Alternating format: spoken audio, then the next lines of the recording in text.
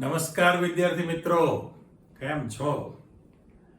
Okay, છેલ્લા લેક્ચરમાં તમે સવર્ગ બંધની જે શરૂઆત કરેલી છે કે ભાઈ વિવિધ પ્રકારના સંકરણો જે તમે કરેલા સુધારા વધારા અને ML4 પ્રકારના તમે ત્રણ સંકીર્ણ ટેક્સ્ટ બુકના ભણી લીધા છે. યાદ કરી લો કે ભાઈ NiCl4 જેમાં નિર્બળ લિગેન્ડ હતો, NiCN4 સાયનાઇડ વાળો પ્રબળ લિગેન્ડ હતો અને NiCO4 કાર્બન મોનોક્સાઇડ કાર્બોનિલ જે તમે કહો છો ML4 નો તમે અભ્યાસ કરેલો છે, રાઈટ? આજે તમે ML6 પ્રકારના શીખવાના છો.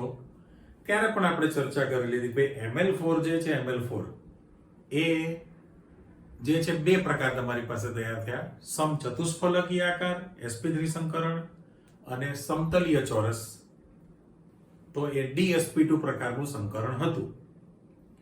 અને અત્યારે તમારી પાસે ML6 છે, તો ML6 માં D2sp3 અને એટલે અથવા sp3d2 આ બંને પ્રકારના સંકરણ થઈ શકે છે, બરાબર? પણ એ તમે જાણી લીધું છે કે જો અંદરની 3D કક્ષકો વપરાતી હોય તો એને આંતરિક સંમિશ્રણ કહેવાય, બરાબર? નીચું સ્પિન ગણાય એને. અને જો બહારની 4D કક્ષક વપરાતી હોય તો એ ઊંચું સ્પિન તૈયાર થયેલું કહેવાય. પણ ચુંબકીય ગુણનો આધાર તો અયુગ્મિત ઇલેક્ટ્રોનની સંખ્યા પર જ છે, રાઈટ? ચાલો સીધા જ તમે પ્રશ્ન તરફ જતા રહો. તો આજે તમે જે શીખવાના છો, ઉપર હું હેડિંગ આપી જ દઉં કે આજના તમારા જે સંકીર્ણ શીખવા છે, સંકીર્ણ આયન, એ ML6 છે. તો પહેલો પ્રશ્ન અહીંયા છે અને બીજો પ્રશ્ન તમે સાઈડમાં મૂકેલો છે બાજુમાં. પ્રશ્ન તરીકે CONH3 3+, કારણ કે NH3 તટસ્થ લિગેન્ડ છે, કોબાલ્ટ +3 છે એટલે Z બરાબર A બની ગયો. તો એ આયનમાં તમારે VBT, પાછો આવી ગયો શબ્દ VBT, વેલેન્સ બોન્ડિંગ થિયરી, સંયોજકતા બંધનવાદ સિદ્ધાંત, યાદ છે ને? સંયોજકતા બંધનવાદ સિદ્ધાંત, VBT, ક્રિસ્ટલ ફિલ્ડ થિયરી, સ્ફટિક ક્ષેત્રવાદ હતો, અને LFT, ligand field theory, ligand ક્ષેત્રવાદ પણ હતો, અને હજુ એક હતું, કરો યાદ? નહીં યાદ? મોલેક્યુલર ઓર્બિટલ, એમો થિયરી કહેવાય. એમાંથી તમને માત્ર બે ટાઈપના જ સમજણ આપેલા છે ટેક્સ્ટ બુકની અંદર. તો વેલેન્સ બોન્ડિંગ થિયરી પ્રમાણે તમારે બંધન સમજાવવું છે. અહીંયા પણ તમે જોઈ શકો છો કે જે પહેલો પ્રશ્ન આપણે મૂકેલો છે, મારે તો લખવાનો કે ભાઈ CONH3 ઉપર મુજબ 3+ આયનમાં જે મધ્યસ્થ ધાતુ પરમાણુ છે એ CO3+ તરીકે છે, CO3+ તરીકે છે, રાઈટ? અને એની સાથે NH3 કેટલા છે? 6. એટલે મારે અહીંયા 36 નો 6 મૂકી દઉં બ્રેકેટમાં. 6 NH3 તટસ્થ પણ એ પ્રબળ લિગેન્ડ જે છે, 6 NH3 તટસ્થ પ્રબળ લિગેન્ડ CO+3 સાથે 6 સવર્ગ બંધથી જોડાવાના છે. સાથે સાથે પેલી બાજુ તમે જતા બે પ્રશ્નો સાથે છે ને કે ભાઈ અહીંયા COF6 3- હિસાબ આવડી ગયો, કોબાલ્ટ +3 છે અને ફ્લોરિન -1 એટલે -6 + 3 એટલે -3. આયનમાં પણ VBT, તો એમાં પણ ધાતુ પરમાણુ કોબાલ્ટ એ CO+3 તરીકે જ છે, પણ એમાં જે F- છે એ નિર્બળ લિગેન્ડ છે ને, એ નિર્બળ લિગેન્ડ છે એ એની સાથે સવર્ગ બંધથી જોડાવાનો છે. એટલે 6 સવર્ગ બંધ એવો શબ્દ આપી દઈએ. અહીંયા પણ મારે 6 સવર્ગ બંધ શબ્દ મેં આપી દીધો છે. બંનેમાં ફરક શું થવાનો છે એ તમે જોતા જાઓ. તો પહેલામાં પહેલું એમાં હેડિંગ આપ્યું છે ને કે ભાઈ CO+3 મુક્ત આયનનું ઇલેક્ટ્રોન બંધારણ, CO+3 આયનમાં સંકરણ અને CONH3 સંકીર્ણનું બંધારણ. એની બદલે આપણે સીધું જ એવું લખીએ છીએ કે ભાઈ CO3+, ની જે ઇલેક્ટ્રોન રચના છે માર્ગોનો 18 પૂરા. આ 3D તમારી પાસે 1 2 3 4 5 5, પછી આ 4s કક્ષક, આ તમારી પાસે 3 4p કક્ષકો. અને હવે યાદ છે ને કારણ કે Ml6 જ્યારે તમે લખો ત્યારે ઊંચા શક્તિ સ્તરવાળી 4d કક્ષક પણ તમારે દર્શાવવી પડે. ભલે તમે જાણો છો કે અમે સંકરણ જે છે D2sp3 કરવાના છો, પણ મારે તો લખવું જ પડે. હવેની ઓરિજિનલ ઇલેક્ટ્રોન રચના કોબાલ્ટ 27 નંબર 18 ને 2 20 ને 5 25 બરાબર 26 અને 27 તૈયાર થવાનું હોય. પણ CO+3 જ્યારે તમે મૂકો ત્યારે 3 ઇલેક્ટ્રોન દૂર કરે. 4s માંથી 2 દૂર થશે અને આમાંથી 1 દૂર થાય એટલે 24 થવા જોઈએ. તો 18 ને 5 23 ને 1 24. ઓકે, પણ સામે તમે જોઈ લીધેલું છે કે ભાઈ NH3 જે છે NH3 એ પ્રબળ લિગેન્ડ છે એટલે એનું આકર્ષણ બળ વધુ પ્રવર્તે. CO+3 ધાતુ આયન પ્રત્યેનું આકર્ષણ બળ વધુ પ્રવર્તે. પરિણામે એની 3D કક્ષકની અંદર ઇલેક્ટ્રોનની ફેર ગોઠવણી થશે. એટલે મારે અહીંયા આગળ 3D કક્ષકમાં ઇલેક્ટ્રોનની ફેર ગોઠવણી એવો શબ્દ વાપરીએ. ઇલેક્ટ્રોનની ફેર ગોઠવણીની જરૂરિયાત ઊભી થવાની છે. એનો અર્થ એમ કે જે 4 અયુગ્મિત ઇલેક્ટ્રોન છે એ ચારે 4 અયુગ્મિત ઇલેક્ટ્રોન 2 કક્ષકમાં યુગ્મિત બની જાય અને કુલ 2 3D કક્ષક ખાલી તમને આપશે. એટલે ફરી પાછી જે આપણે ઇલેક્ટ્રોન રચના લખવી છે કે ભાઈ CO+3 નું જે ઇલેક્ટ્રોન બંધારણ બન્યું છે એમાં આ જે 5 3D કક્ષક 4s કક્ષક, આ તમારી પાસે 4p કક્ષક અને ઊંચા શક્તિ સ્તરવાળી 5 4d કક્ષક પણ આપણે મૂકી દીધી છે. રાઈટ, એમાં આપણે ફેરબદલી કરતા નથી. પણ જે ફેર ગોઠવણી થવાની છે એ રીઝન તમને આપી દીધું છે કે ભાઈ પ્રબળ લિગેન્ડ હોવાથી ઇલેક્ટ્રોનની ફેર ગોઠવણી થશે. ફેર ગોઠવણીમાં જે 4 અયુગ્મિત ઇલેક્ટ્રોન છે એ 2 કક્ષકમાં યુગ્મીકરણ પામશે બરાબર, અને તમારી પાસે 2 3D કક્ષક ખાલી બનવાની છે. 2 3D કક્ષક ખાલી કરી આપે. હવે પરિસ્થિતિ એવી થઈ તમારી પાસે કે ભાઈ આમ CO+3 ધાતુ આયનની 2 3D કક્ષક, 1 4s કક્ષક અને 3 4p ખાલી કક્ષકો છે એનું એકબીજામાં સંમિશ્રણ થાય અને નવી 6 સમતુલ્ય D2sp3 સંકર કક્ષક ઉત્પન્ન થશે.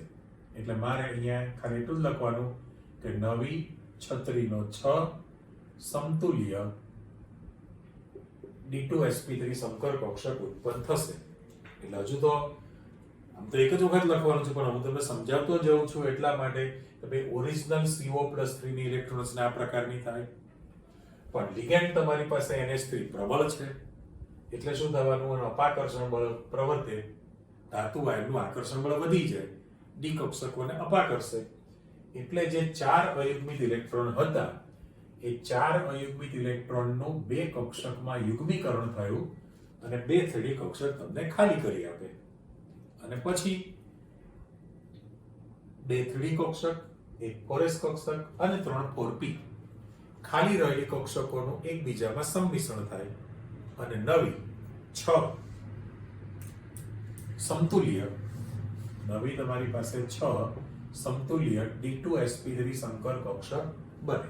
હવે એમાં જે સંકરણ થવાનું છે CO+3 મુક્ત આયન.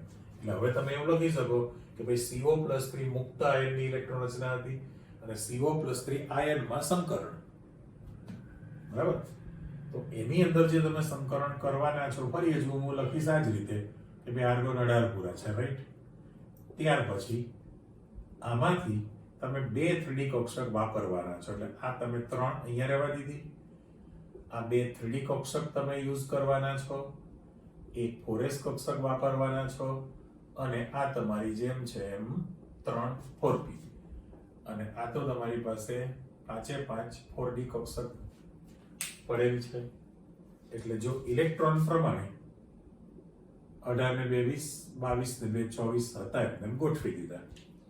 પણ અહીંયા જે સંમિશ્રણ થયેલું છે એને હું તૂટક લાઈન આપી દઉં એટલે તમને અંદાજ આવી ગયો.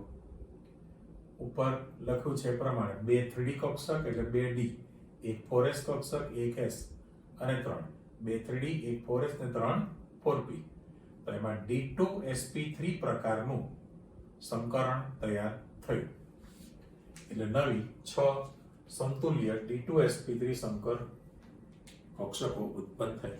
પણ એમાં D કક્ષક અંદરની વપરાણી છે એટલે આપણે એને આંતરિક સંમિશ્રણ પણ કહેવાના છીએ અથવા નીચું સ્પિન પણ તમે શબ્દ વાપરી શકો.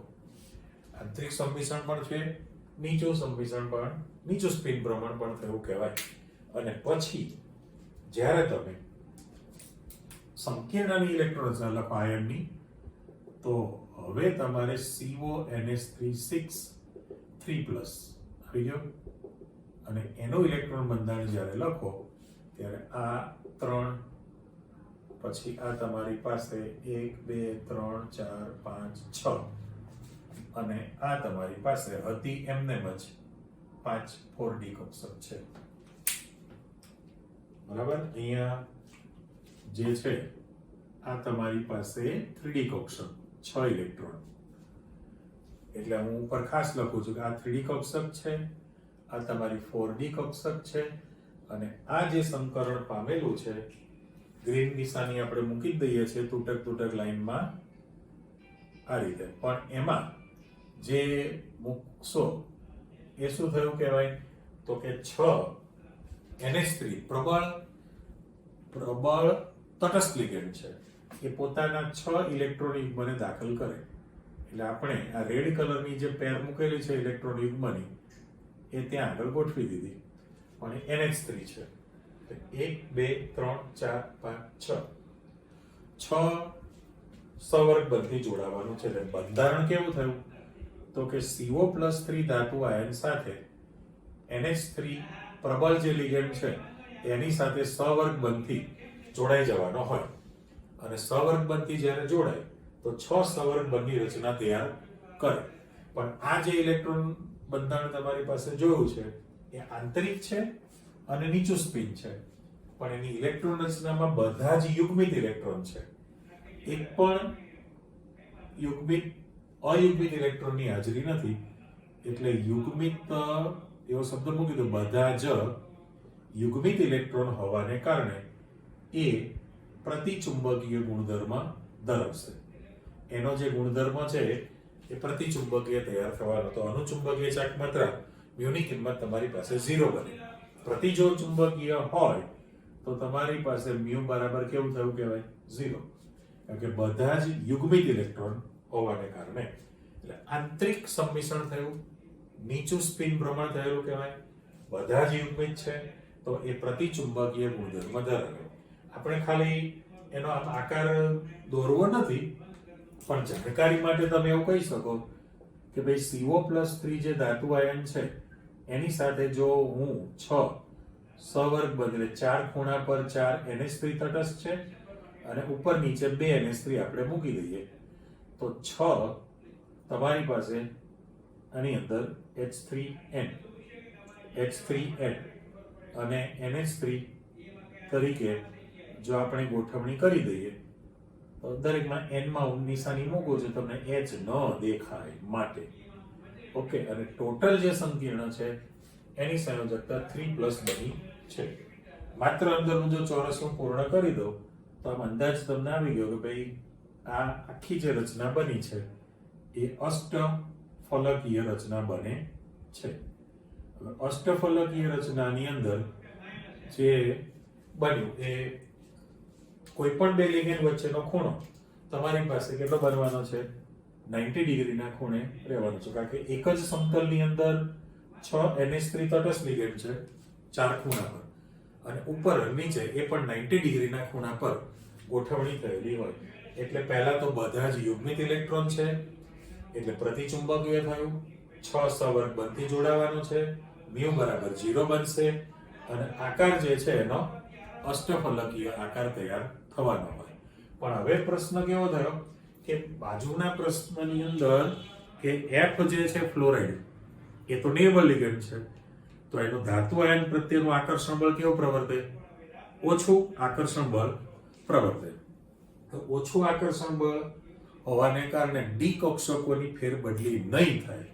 એટલે જો મારે એનું ઇલેક્ટ્રોન બંધારણ ફરી પાછું મૂકવું હોય તો CO+3 ની ઇલેક્ટ્રોન રચનામાં આર્ગોન 18 આ તમારી પાસે 1 2 3 4 અને 5 જે છે એ 3D કક્ષક છે, આ 4s કક્ષક છે, 3 તમારી પાસે 4p કક્ષકો છે અને ઊંચા શક્તિ સ્તર ધરાવતી 4d કક્ષક પણ તમારી પાસે આવેલી છે, બરાબર? એટલે એનું જે ઓરિજિનલ ઇલેક્ટ્રોન બંધારણ છે આપણે પાછું મૂકવું પડે, તો 24 મૂકવાના છે એટલે 18 ને 2 20, બરાબર? એટલે 18 ને 5 23 ને 24 આપણે મૂકી દઈએ. હવે એક્ચ્યુઅલી હતા 27 ઇલેક્ટ્રોન, એટલે અહીંયા 18 ને 2 20 ને 5 25 26 ને 27. CO+3 કરો એટલે 4s માંથી 2 ગયા, યુગ્મિતમાંથી એક ઇલેક્ટ્રોન નીકળી જશે, એટલે તમારે કરવાના છે ટોટલ 24. તો 18 ને 5 23 ને 24 બની ગયા, બરાબર? પણ ઉપર જે લખાણ આપેલું છે એમાં જોઈ લીધું કે ભાઈ CO+3 ધાતુ આયન સાથે 6 નિર્બળ F- લિગેન્ડ 6 સવર્ગ બંધી જોડાવાના છે. પણ નિર્બળ હોવાને કારણે એમાં જે છે ઇલેક્ટ્રોનની આ જે છે ઇલેક્ટ્રોનની ફેરબદલી અથવા ફેરગોઠવણી કોઈ પણ શબ્દ વાપરી શકાય, એમાં ફેરબદલીની જરૂરિયાત રહેતી નથી અથવા થતી પણ નથી. તેનો અર્થ એમ કે આમનેમ જ રહેશે. હવે પરિસ્થિતિ એવી થઈ કે એની બાહ્ય કક્ષામાંથી જ બાહ્ય જે કક્ષક છે એમાંથી જ ઇલેક્ટ્રોનનું સંમિશ્રણ થાય. એટલે પરિસ્થિતિ કેવી થઈ કે ભાઈ એક 4s કક્ષક, 3 4p કક્ષકો અને ઊંચા શક્તિ સ્તર ધરાવતી 2 4d કક્ષક વપરાય. તો ફરી પાછું આપણે જેમ છે એમ સંકરણ લખવું હોય, બરાબર? તો CO3+ આયન માં સંકરણ, ચલો એકવાર તો આપણે લખી નાખીએ અને ઉપર લખું CO+3 મુક્ત આયન, બરાબર? અને હજુ આપણે લખીએ કે ભાઈ CO F6 અત્યારે લખાઈ ગયું છે, કૌંસ લખવાની જરૂર નથી. 3- આયનની ઇલેક્ટ્રોન રચના અથવા ઇલેક્ટ્રોન બંધારણ, કોઈ પણ શબ્દ. એટલે આમાં જે ફરક પડે છે CO+3 મુક્ત આયન, તો એનું ઇલેક્ટ્રોન બંધારણ તમે આપી દીધેલું છે, પણ એમાં ઇલેક્ટ્રોનની ફેરબદલીની જરૂરિયાત નથી. CO+3 આયનમાં સંકરણ તમે કેવા પ્રકારનું કરશો એની જાણકારી, અને પછી આયનની ઇલેક્ટ્રોન રચના તમે મૂકવાના છો. એટલે દરેકે દરેક પ્રશ્નમાં તમારી પાસે આવા 3 ભાગ પાડવાના છે. પણ મેં સમજૂતી વખતે શું કર્યું છે કે પહેલાની CO+3 મુક્ત આયનની ઇલેક્ટ્રોન રચના, લિગેન્ડની અસરથી ફેર ગોઠવણીની ઇલેક્ટ્રોન રચના લખી, પછી તમે સંકરણ બતાવો છો અને સંકરણ થઈ ગયા પછીની ઇલેક્ટ્રોન રચના. એટલે જો મારે અહીંયા ફરી પાછું લખાણ આપવું હોય તો CO3+ છે, આર્ગોન 18 પૂરા. અહીંયા આગળ જે ડી કક્ષકમાં 3D જે છે એમાં કોઈ ફેરબદલી થતી નથી, પણ આ 4s 4p અને 4d એમાંથી જે ઇલેક્ટ્રોન રચના છે હું અત્યારે નામ કાઢી નાખું છું. પરિસ્થિતિ કેવી થવાની છે કે 4s 4p, ચલો આ 4s આવી ગઈ, 3 4p આવી ગઈ અને 2 4d કક્ષક પણ આવે. તો અહીંયા તમારી પાસે હજુ 3 કક્ષકો રહેવાની છે. એટલે ત્યાં હું જો ખાસ લખું છું કે 3D હતી એમને, આ 4D છે, કરેક્ટ? પણ જે સંમિશ્રણ થવાનું છે એ સંમિશ્રણમાં આ પ્રકારનું સંકરણ થયું. હવે એ જે સંકરણ તૈયાર થયેલું છે એમાં 2 એકચ્યુઅલી તો 1s 3p અને 2d sp3d2 પ્રકારનું સંકરણ તૈયાર થયેલું કહેવાય, બરાબર? તો એની ઇલેક્ટ્રોન રચના છે એમાં આપણે કોઈ ફેરબદલી કરી જ નથી. તો અહીંયા 18 ને 5 23 ને 1 24 ઇલેક્ટ્રોન મૂકી દીધા, એટલે એના પોતાના અયુગ્મિત ઇલેક્ટ્રોન છે.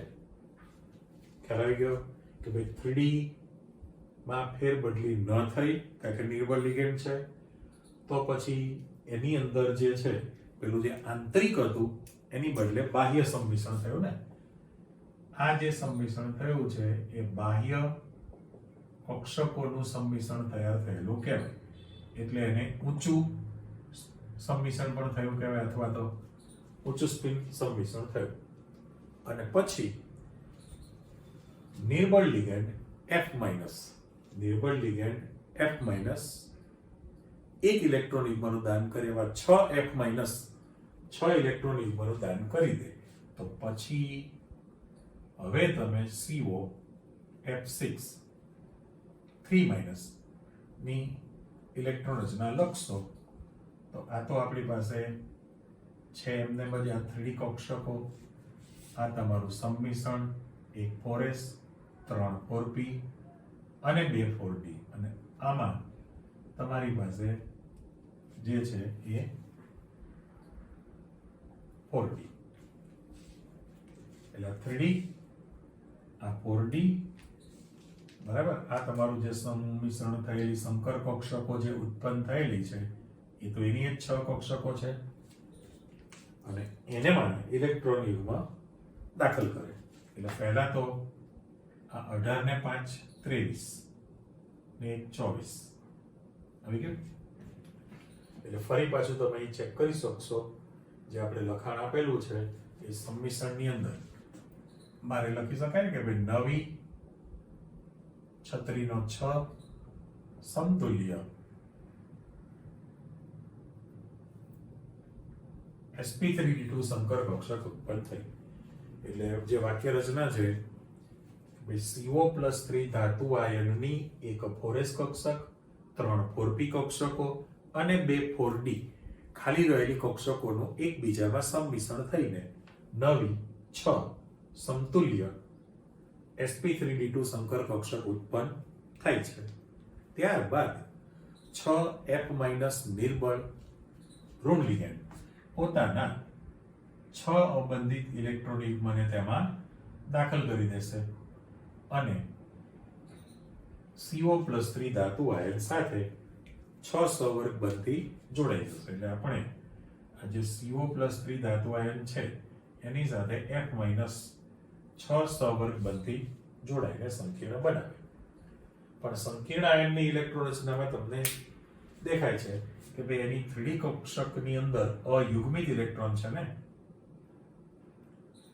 એમાં અયુગ્મિત ઇલેક્ટ્રોનની હાજરી છે, એટલે એ આયન અનુચુંબકીય ગુણધર્મ ધરાવશે.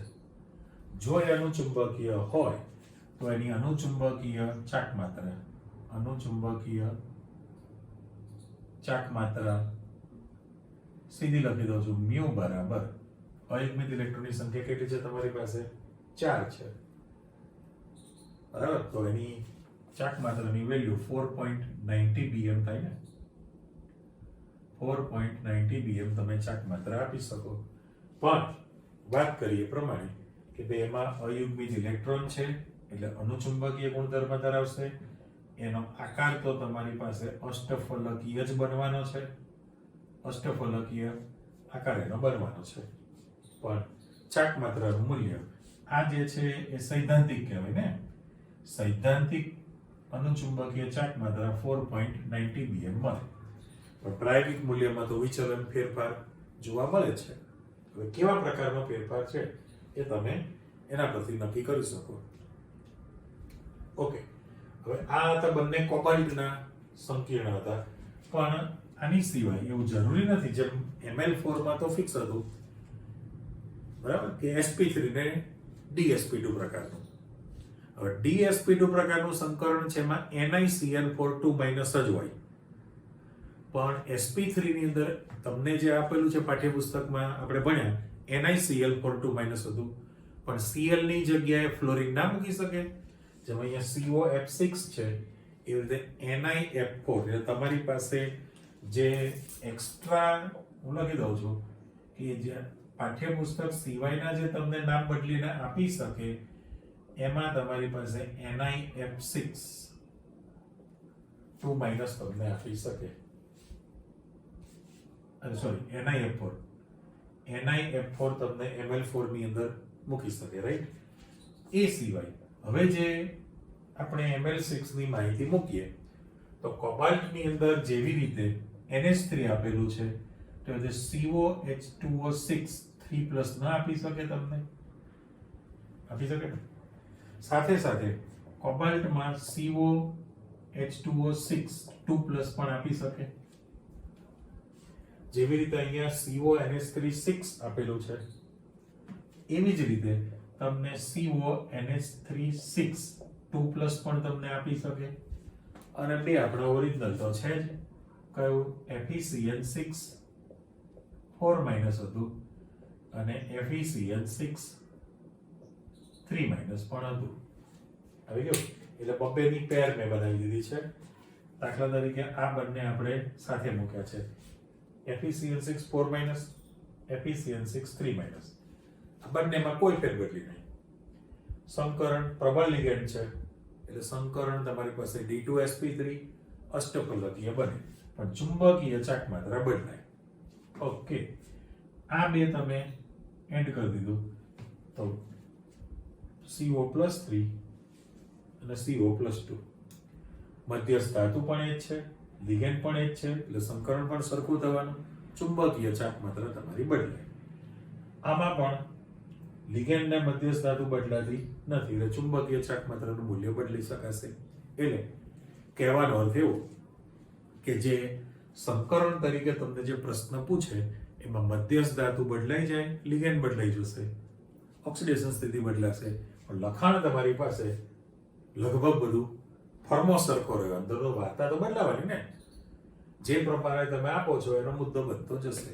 તો આ તમારી પાસે સંયોજકતા બંધવાદ ની થિયરી હતી, પણ પાછળ આપણે પ્રશ્ન મૂકેલો છે. જુઓ SQ તરીકે કે ભાઈ સંયોજકતા બંધન સિદ્ધાંતની મર્યાદાઓ. મર્યાદા શબ્દ વાપરે અથવા તો એને અપૂર્ણતા શબ્દ પણ કહી શકાય છે. બેમાંથી ગમે તે વર્ડ યુઝ કરી શકે. મર્યાદા જણાવો એમ પણ કે, અથવા અપૂર્ણતા જણાવો.